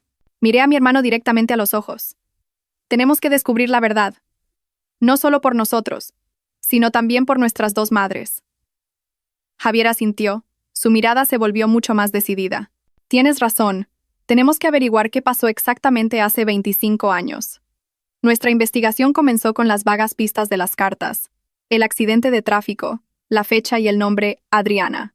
Gracias a la posición social de Javier y a los contactos policiales de David, no fue demasiado difícil reabrir los viejos archivos del caso, cubiertos por el polvo del tiempo. Unos días después, conseguimos el informe del accidente. Fue un terrible choque en los picos de Europa. Un coche de lujo perdió el control y se precipitó por un acantilado, explotando. Según el informe, en el coche viajaban 4 personas: el presidente del grupo de joyerías Rivas y su esposa, y el conductor y su esposa. Se concluyó que los 4 habían fallecido. Grupo de joyerías Rivas. Ese nombre nos dejó a Javier y a mí atónitos. Era un imperio que una vez dominó la industria joyera española, pero que se derrumbó misteriosamente poco después de la muerte de su presidente. «Espera un momento», dijo Javier. «Rivas. Lo recuerdo. Nuestro padre trabajó en Rivas antes de fundar el Grupo Soler. Era el director financiero allí. Otra coincidencia. Todo parecía estar conectado, pero el informe dice que los 4 murieron», dije, extrañada. «Entonces, ¿quién es mamá Adriana? ¿Y por qué dijo que mamá Carmen la salvó?» «Esa es la clave», intervino David, que estaba sentado con nosotros. Señaló una parte del informe de la autopsia. De los 4 cuerpos encontrados, uno estaba tan quemado que era irreconocible. Basándose en algunos fragmentos de hueso, solo pudieron confirmar que era una mujer. Y la gente asumió que era la esposa del presidente de Rivas, la señora Adriana. Eso significa, contuve la respiración, que es muy probable que esa mujer no fuera la señora Adriana, concluyó David. La señora Adriana sobrevivió al accidente, y es posible que la persona que la salvó fuera nuestra madre Carmen. Pero por alguna razón, eligió convertirse en una persona muerta a los ojos de todos y vivir otra vida en el extranjero. Pero, ¿por qué? ¿Por qué una mujer con estatus, dinero y todo lo demás abandonaría todo, incluso a sus 2 hijos? Este accidente, reflexionó Javier, ¿fue realmente un accidente? ¿O un asesinato? La pregunta de mi hermano silenció la habitación. Si fue un asesinato, ¿quién fue el autor intelectual? ¿Y por qué mamá Adriana tuvo que huir? En ese momento, sonó el teléfono de David. Era un antiguo colega de Madrid. Salió a contestar y volvió con una expresión muy seria. «Nuevas noticias», dijo. «Pedí que revisaran la lista de altos ejecutivos del grupo de joyerías Rivas de aquella época. Adivinad quién fue nombrado presidente en funciones justo después de la muerte del presidente Rivas y su esposa». «¿Quién?», preguntamos Javier y yo al unísono. «Fue él». La voz de David se volvió firme. «El presidente de Imperio Dorado, el señor Morales». Ese nombre apareció una vez más. El viejo enemigo de nuestra familia, el hombre que llevó a nuestro padre a la muerte. Una oleada de náuseas e ira me subió por la garganta. «Esto no puede ser una coincidencia», golpeó Javier la mesa. «Morales, nuestro padre, joyerías Rivas y ese accidente de tráfico. Tiene que haber una conexión». Un panorama oscuro y terrible comenzaba a tomar forma. Una conspiración oculta durante 25 años. Un crimen que no solo se cobró varias vidas, sino que también destrozó a una familia. Y ahora, por casualidad, parecíamos estar acercándonos al corazón de ese secreto. La búsqueda de nuestras raíces se había convertido inesperadamente en la persecución de la verdad de un caso de asesinato en serie, y el sospechoso más probable era el archienemigo de nuestra familia. El nombre señor Morales era como la llave que abría una puerta oscura a los terribles secretos del pasado. Todos los eventos se unieron ahora en una hipótesis aterradora. El señor Morales no solo había llevado a nuestro padre a la muerte para apoderarse del Grupo Soler, sino que era muy probable que, 25 años antes, estuviera detrás de aquel terrible accidente para devorar todo el grupo de joyerías Rivas. Si eso es cierto, apretó los dientes Javier, no es humano, es un demonio. Pero todo esto son solo conjeturas por ahora, dijo David, tratando de mantener la calma propia de un profesional de la ley. No tenemos pruebas concretas para acusarlo. El caso es demasiado antiguo y es probable que casi todas las huellas hayan sido borradas. Y mamá Adriana, intervine. Si está viva, es la testigo más importante. Sabrá exactamente lo que pasó. Pero, ¿por qué huyó? ¿Por qué no se presentó a denunciarlo? Probablemente tenía miedo, respondió Javier. El enemigo era demasiado poderoso. Tenía que preocuparse no solo por ella, sino también por sus 2 hijos. Quizás convertirse en una persona muerta era la única forma de protegernos. Sentí un nudo en el pecho. La partida de mi madre biológica no fue un abandono, sino un sacrificio silencioso. Tuvo que renunciar a todo por la seguridad de sus 2 hijos, viviendo en soledad y tormento en un país extranjero. Y nuestra madre Carmen, que nos crió, también fue parte de ese sacrificio. Vivió toda su vida con ese secreto guardado en su corazón. ¿Qué hacemos ahora?, pregunté, mirando alternativamente a David y a Javier. ¿Vamos a Suiza a buscar a mamá Adriana? No, se opusieron David y Javier casi al unísono. Es demasiado peligroso, explicó David. El señor Morales es un viejo zorro. Su red de información está en todas partes. Si se entera de que estamos investigando, no dudará en usar cualquier medio para silenciarnos, como hizo con vuestro padre. Además, no estamos seguros de que mamá Adriana quiera vernos. La última carta fue escrita hace 5 años, y nadie sabe en qué situación se encuentra ahora. David tiene razón, continuó Javier. Lo que tenemos que hacer ahora es buscar pruebas aquí primero. La llave de la caja de seguridad es la pista más importante. Es muy probable que la fortuna que dejó mamá Adriana no solo contenga dinero, sino también algo que pueda exponer los crímenes del señor Morales. Pero eso es un banco suizo, dije preocupada. Sus leyes de secreto bancario son las más estrictas del mundo. Aunque tengamos la llave, no creo que pueda ir yo misma a abrirla. Déjamelo a mí, dijo Javier con una mirada decidida. Tengo un amigo abogado especialista en derecho internacional. Le pediré que busque una solución. Puede que lleve tiempo, pero no es imposible. Mientras Javier se ocupaba del asunto de Suiza, David y yo decidimos empezar por otro lado, buscar a los antiguos testigos que trabajaron en el grupo de joyerías Rivas en la época del accidente. 25 años es mucho tiempo, pero seguramente todavía quedaban personas que sabían lo que pasó, personas que tuvieron que guardar silencio por la opresión, el soborno o las amenazas del señor Morales. Nuestra búsqueda fue muy difícil. Mucha gente se había mudado, muchos habían fallecido. Los que quedaban, al mencionar los nombres de Joyerías Rivas y del señor Morales, todos negaban con la cabeza asustados y se negaban a hablar. El poder y la crueldad del señor Morales habían creado una sombra tan grande que los había oprimido durante décadas. Después de varios días de búsqueda desesperada, finalmente tuvimos un golpe de suerte. Encontramos al señor Pablo, el antiguo chofer jubilado de la familia del presidente Rivas. Ahora era un anciano frágil que vivía solo en una pequeña casa en las afueras. Cuando llegamos, estaba sentado en el porche de su casa, mirando a lo lejos con ojos tristes. Al principio, él también se negó a hablar, pero cuando le mostré la foto de mamá Adriana y le conté mi identidad, sus viejos ojos se llenaron de lágrimas. «Señorita, ¿es usted la señorita Isabella?», preguntó con voz temblorosa. Cuando asentí, el señor Pablo rompió a llorar. «Dios mío, está viva. Yo pensaba que toda la familia del presidente nos invitó a pasar a su casa». Después de calmarse, comenzó a contar la historia de hace 25 años. Una historia que había guardado en su corazón como una pesadilla. «El día del accidente», dijo el señor Pablo con voz temblorosa, «se suponía que yo debía conducir ese coche.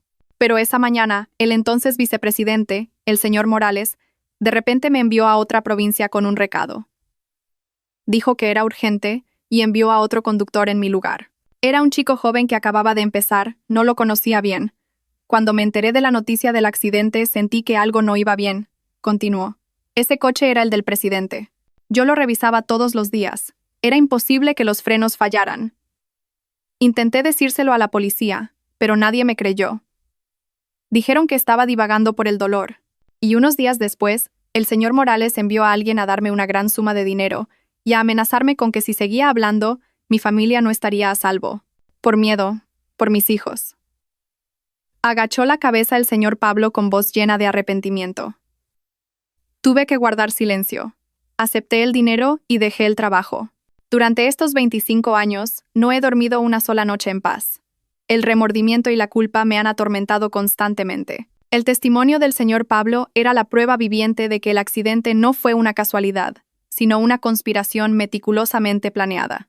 El señor Morales, añadió el señor Pablo, no solo era cruel, sino también muy desconfiado.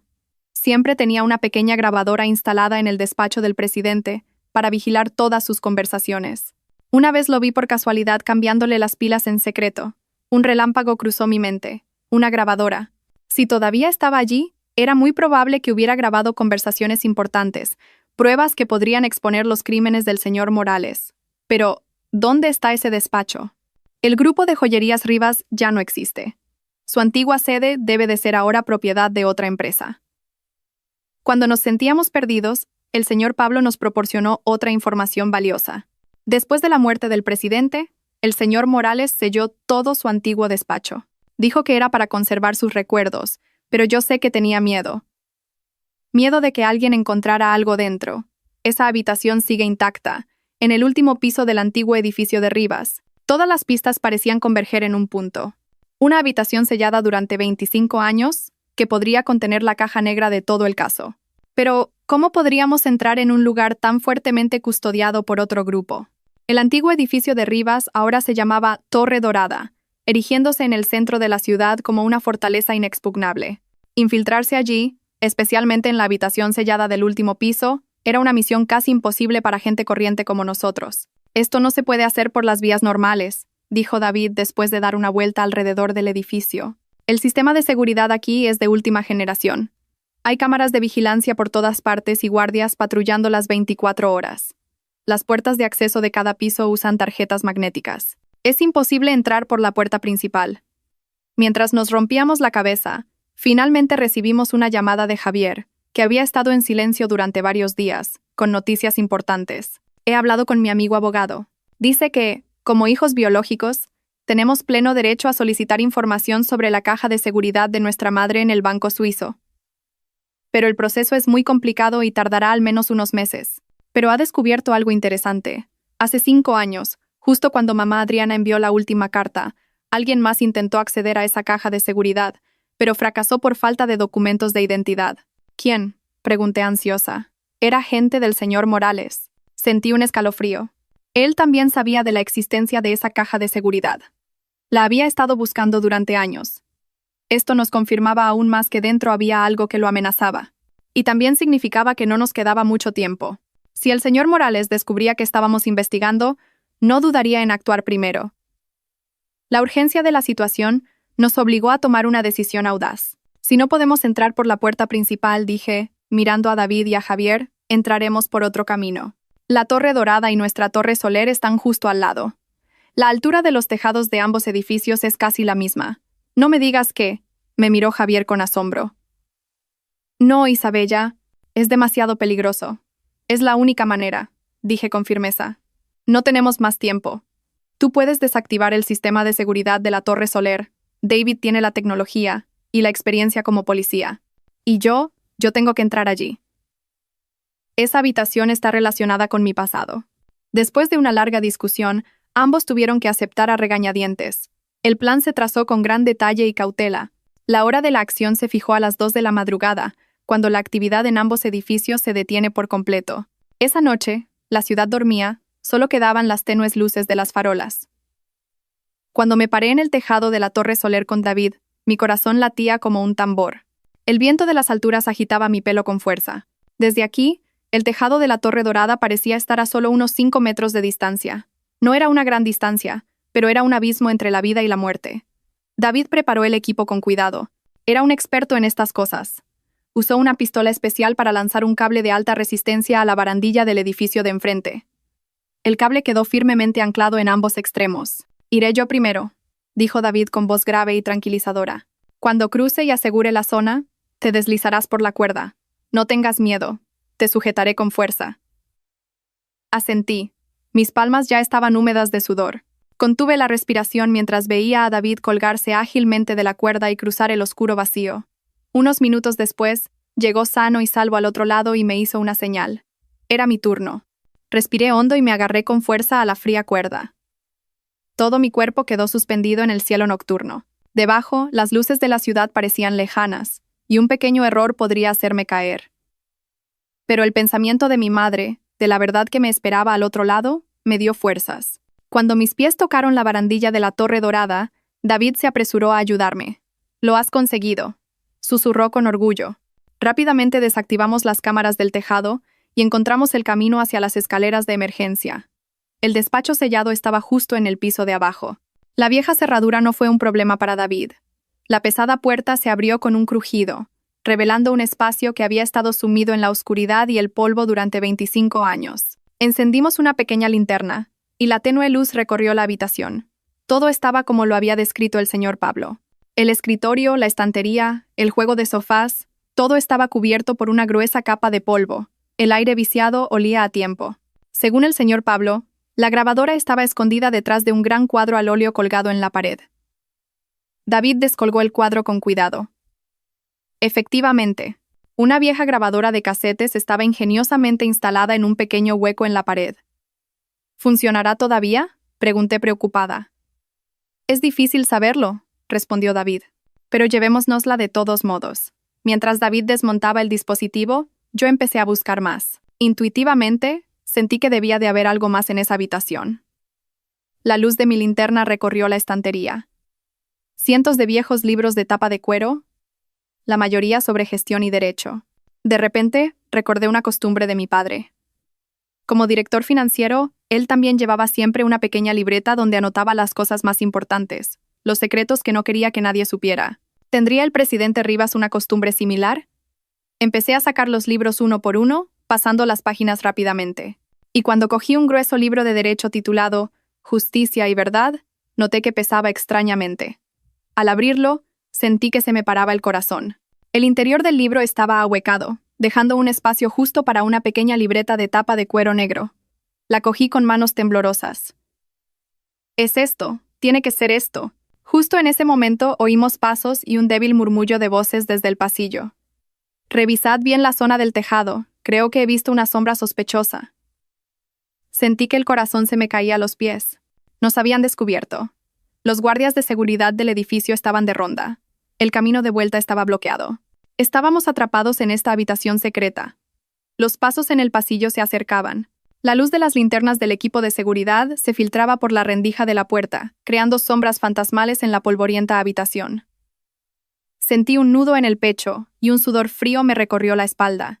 Si nos atrapaban aquí, con estas pruebas en la mano, todo nuestro plan se iría al traste. Seríamos acusados de allanamiento, y la libreta y la grabadora nunca verían la luz. David me hizo una señal para que guardara silencio. Apagó rápidamente la linterna y me arrastró detrás de un viejo y enorme archivador. Contuvimos la respiración, intentando no hacer el más mínimo ruido. Oímos el tintineo de una llave en la cerradura. Mi corazón estaba a punto de estallar. ¿Van a entrar? Esta habitación ha estado sellada durante mucho tiempo. ¿Quién iba a entrar?, dijo una voz. Más vale prevenir que curar, respondió otra. Últimamente, el jefe nos ha pedido que vigilemos bien esta zona. El jefe debía de ser alguien del señor Morales. A pesar de tantos años, seguía haciendo vigilar este lugar. Eso confirmaba aún más que sabía muy bien lo que se ocultaba aquí dentro. La cerradura hizo clics y la puerta se abrió con un crujido. Un deslumbrante haz de luz de linterna recorrió la habitación.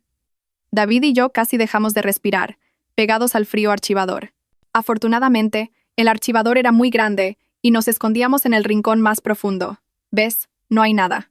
Solo polvo y telarañas, dijo la primera voz de nuevo. Vamos. Revisemos otros lugares. Se quedaron unos segundos más en la puerta. La luz volvió a recorrer la habitación, y luego la puerta se cerró de golpe. Oímos cómo se volvía a cerrar la cerradura y los pasos se alejaron. Estábamos a salvo. Al menos por ahora.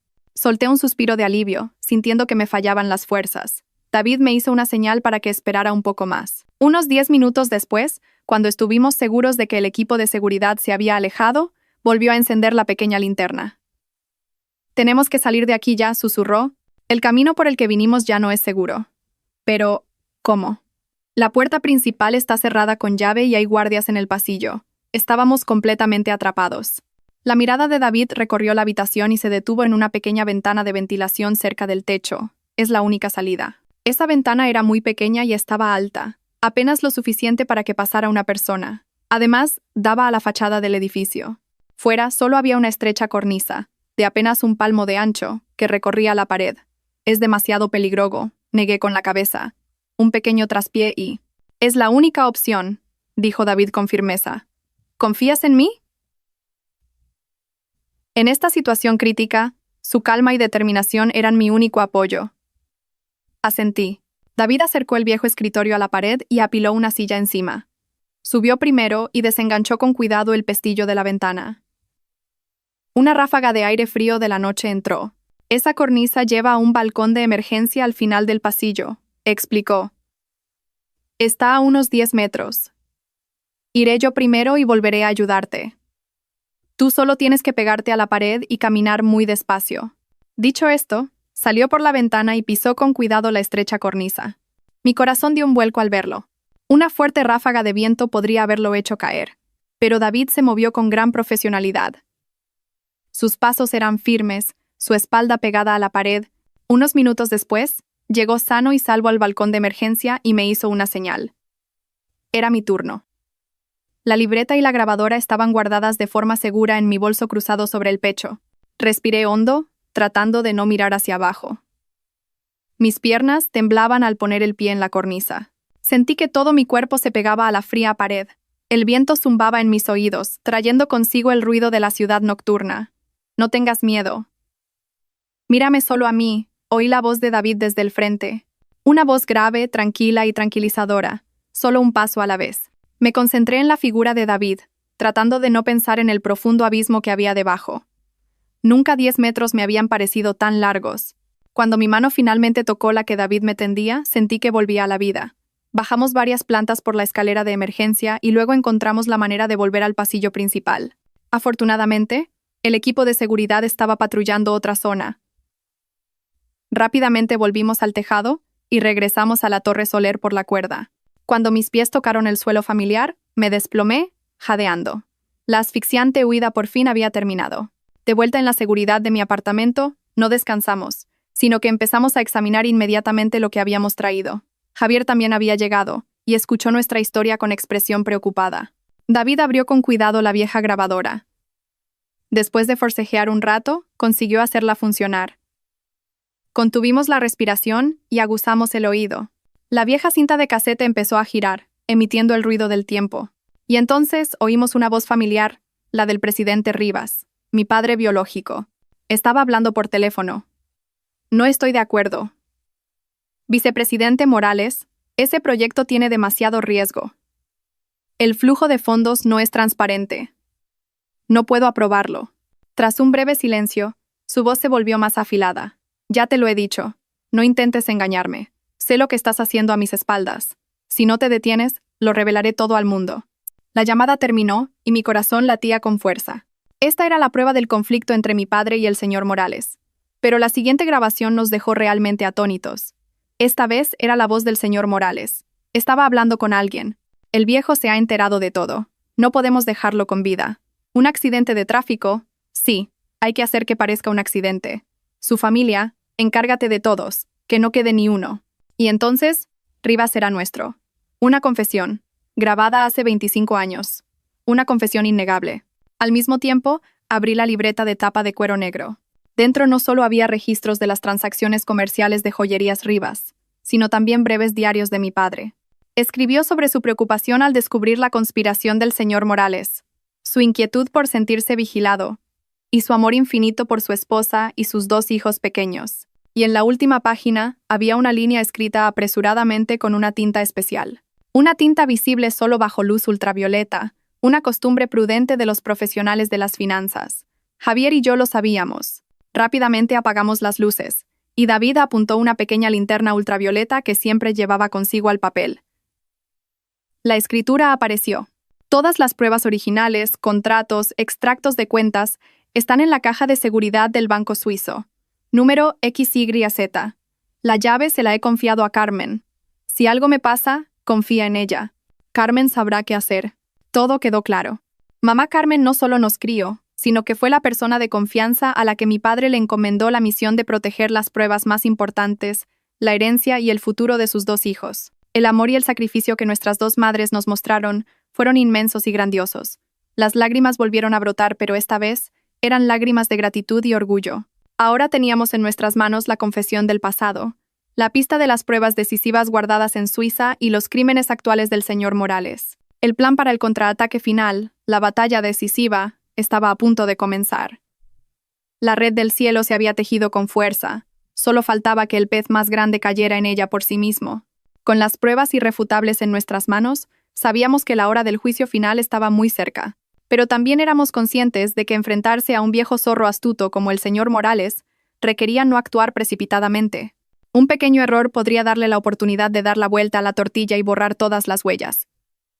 Necesitamos un plan absolutamente perfecto, dijo Javier con expresión firme. Tenemos que atacarlo por sorpresa, sin darle tiempo a reaccionar. El plan se trazó con la participación de los 3. Javier, con su posición en el mundo de los negocios, daría el golpe decisivo en el ámbito comercial. David, con el apoyo de sus colegas de confianza, se encargaría del aspecto legal para no dejarle escapatoria, y yo me enfrentaría a él directamente, convirtiéndome en la mecha de la bomba que estaba a punto de estallar. El primer paso fue resolver el asunto de Suiza, con la grabación y la libreta como pruebas, y la cooperación de la policía española. El amigo abogado de Javier logró convencer rápidamente al banco suizo. Accedieron a abrir la caja de seguridad, pero con la condición de que yo estuviera presente y que el proceso se realizara bajo la supervisión de ambas partes. Una semana después, Javier y yo estábamos en Zúrich, Suiza. La cámara acorazada del banco era fría y silenciosa. Cuando la familiar caja de metal fue colocada sobre la mesa, mi corazón volvió a latir con fuerza. La llave de mamá Carmen entró suavemente en la cerradura y, con un giro, la puerta de la caja se abrió con un clic. Dentro no había dinero ni joyas, sino un grueso fajo de documentos cuidadosamente envueltos en plástico. Eran todos los originales de los contratos fantasma, los extractos bancarios que registraban los flujos de dinero ilícitos, y todos los acuerdos secretos que el señor Morales había utilizado para apoderarse de Joyerías Rivas. Cada documento llevaba su firma manuscrita. Esta era el arma definitiva, la espada final que podría poner fin a la carrera de ese demonio. Con la presencia del abogado, hicimos copias de todo el material y se las enviamos inmediatamente a David. Todo estaba listo. A nuestro regreso a España, el ambiente era tenso. El señor Morales, tras el fallido intento de intrusión en la Torre Dorada, parecía haber olido el peligro. Comenzó a mostrar un comportamiento defensivo. El número de sus guardaespaldas se duplicó, y todas sus reuniones se controlaban estrictamente. Está intentando borrar las huellas y desviar sus bienes, informó David en una reunión de urgencia. Tenemos que actuar antes de que sea demasiado tarde. Se fijó el día D. Era el día de la Junta General de Accionistas de Imperio Dorado. Un gran evento que reunía a toda la dirección, a los principales accionistas y a los medios de comunicación. Sería el escenario perfecto para que pusiéramos fin a esta obra. Esa mañana, elegí un vestido rojo oscuro, un color que simboliza el poder y la determinación. Javier vestía su habitual traje elegante, pero en sus ojos había una determinación inusualmente férrea. Asistimos no como competidores, sino como invitados de honor, un movimiento sorprendente que Javier había preparado de antemano a través de algunos accionistas favorables al Grupo Soler. El salón de actos del Centro Nacional de Convenciones estaba abarrotado. El señor Morales estaba sentado en la presidencia del escenario, manteniendo todavía una expresión de confianza y autoridad. Estaba dando un discurso apasionado sobre los logros de Imperio Dorado y sus ambiciosos planes de futuro. Un discurso perfecto de un líder competente. Cuando su discurso terminó entre un atronador aplauso, Javier me hizo una señal. Ahora. Disculpen, resonó una voz desde la puerta. Era David, que entraba uniformado junto a un equipo de investigación. Señor Ricardo Morales, presidente de Imperio Dorado. Estamos aquí para ejecutar una orden de arresto y registro de emergencia en relación con cargos de asesinato organizado y apropiación indebida de bienes. Todo el salón quedó atónito, y todas las cámaras se giraron instantáneamente hacia el escenario. El señor Morales se levantó de un salto. Su rostro cambió, pero intentó mantener la compostura. ¿Qué están diciendo? Debe de haber un error. Soy un empresario honesto. No hay ningún error, señor Morales. Alcé la voz mientras caminaba desde el público. Todas las miradas se volvieron de nuevo hacia mí. ¿O quiere que le recuerde el accidente de tráfico que tuvo lugar en los picos de Europa hace 25 años? Al oír esto, la compostura de su rostro se desmoronó por completo. Me miró, y en sus ojos había odio y asombro. Javier también se levantó y subió al escenario. Llevaba un fajo de documentos en la mano. Y también lo que le hizo a mi padre.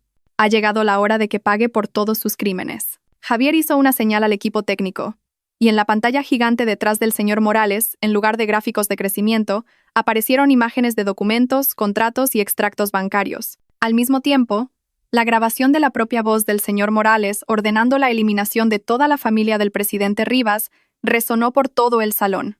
«¡Apágalo! ¡Apágalo ahora!», rugió el señor Morales como una bestia herida, corriendo enloquecido hacia el panel de control. Pero ya era demasiado tarde. Todas las pruebas habían sido reveladas ante cientos de personas, ante las cámaras de todo el país. David y sus colegas se acercaron rápidamente y le pusieron las esposas. «Ricardo Morales, queda usted detenido». El Imperio Dorado, construido sobre la sangre y las lágrimas de otros, se derrumbó en un instante. De pie en el escenario, vi cómo se llevaban al enemigo de dos familias. No sentí júbilo, sino un extraño y ligero alivio. Por fin se había hecho justicia. «Mamá, papá, ¿estáis viendo? Lo hemos conseguido». En medio de todo, una mujer salió corriendo de la multitud y se arrodilló a mis pies, llorando desconsoladamente. Era la esposa del señor Morales. Señorita Isabella, por favor, perdone a mi marido. Él solo tenía demasiada ambición. Miré a la pobre mujer que tenía delante y luego miré por la ventana. El cielo seguía azul, el sol seguía cálido y la vida continuaría. Pero hay errores que nunca pueden ser perdonados. El caso del colapso de Imperio Dorado causó una gran conmoción no solo en el mundo empresarial, sino en toda la sociedad. Los crímenes ocultos durante 25 años finalmente salieron a la luz. Los medios de comunicación informaron y analizaron día tras día la crueldad y la astucia del señor Morales. Pasó de ser un empresario de éxito, un ejemplo de superación, a la encarnación del mal en un instante.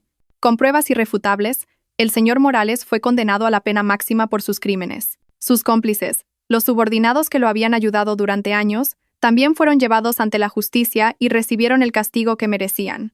Después del juicio, nuestras vidas volvieron gradualmente a la normalidad. El Grupo Soler, tras eliminar a un competidor desleal, experimentó un desarrollo espectacular, convirtiéndose en una empresa no solo económicamente sólida, sino también respetada por su ética empresarial. Javier, después de vengar a su padre, pareció haberse quitado un enorme peso de encima. Se volvió más alegre y abierto, y pasó más tiempo con su pequeña familia. En cuanto al grupo de joyerías Rivas, como únicos herederos legítimos, Javier y yo decidimos no quedárnoslo. Estaba manchado con demasiada sangre y lágrimas. Decidimos vender todos los activos del grupo, y una parte se utilizó para compensar a las víctimas y a sus familias que habían sido perjudicadas por las prácticas ilegales del señor Morales. El resto se destinó a crear una fundación benéfica llamada Fundación Adriana Carmen. Una fundación para ayudar a huérfanos y mujeres en situaciones difíciles. Era la mejor manera de honrar y agradecer a nuestras dos grandes madres. Un año después de que se cerrara el gran caso, recibí una carta. No un correo electrónico, sino una carta escrita a mano desde una dirección en Francia. La caligrafía era mucho más débil, pero la reconocí al instante. ¿Era la caligrafía de mamá Adriana? Mis queridos hijos, Javier e Isabella, cuando leáis esta carta, mamá estará en un lugar muy lejano. Desde la explosión en la boda hasta el juicio final, mamá lo ha visto todo. Fuisteis muy valientes y fuertes. Mamá está muy orgullosa de vosotros. Sé que quizás nunca perdonéis a la madre que os abandonó durante décadas, pero, de verdad, no tuve otra opción. La muerte de antaño fue la única manera de protegeros de las garras de ese demonio. Tuve que vivir con el tormento, la nostalgia y la culpa, pero saber que crecíais seguros bajo el amor de mi hermana Carmen hizo que todo mi sacrificio valiera la pena. Ahora que el malvado ha pagado por sus crímenes, el pesado fardo de mi corazón por fin puede ser liberado. Creo que ahora puedo irme en paz y reunirme con vuestro padre. Sed felices, mis hijos. Vivid una vida realmente significativa en nombre de vuestra madre y vuestro padre. Os quiero mucho. Mamá Adriana. Junto con la carta, se adjuntaba el certificado de defunción de mi madre. Había fallecido pocos días después de que terminara el juicio del señor Morales. Javier y yo nos abrazamos y lloramos. Eran lágrimas de tristeza, pero también de comprensión y paz. Por fin podíamos llamarla mamá con el corazón en paz. Mi vida, después de tantas tormentas, finalmente encontró un puerto tranquilo. David y yo decidimos celebrar una pequeña y cálida boda en Mallorca, donde comenzó nuestro amor. El día de la boda, en lugar de un lujoso vestido de novia, elegí un elegante vestido de seda de un suave color rosa, sencillo y puro. En mi mano, en lugar de un ramo, sostenía firmemente la mano de David, el hombre que me había acompañado en los momentos más difíciles. Javier me miraba con una sonrisa feliz. Sus ojos brillaban de alegría. Clara, con un precioso vestido de princesa, esparcía pétalos de rosa por el camino que recorríamos. En medio de ese cálido ambiente, tuvimos un invitado especial. Era el señor Pablo, el antiguo chofer. Nos trajo como pequeño regalo una vieja foto de mis padres biológicos en un sencillo marco de madera. Señorita, le deseo toda la felicidad, dijo con voz temblorosa. Acepté el regalo con el corazón lleno de emoción. El pasado había terminado, pero los buenos recuerdos y los buenos sentimientos perdurarían para siempre.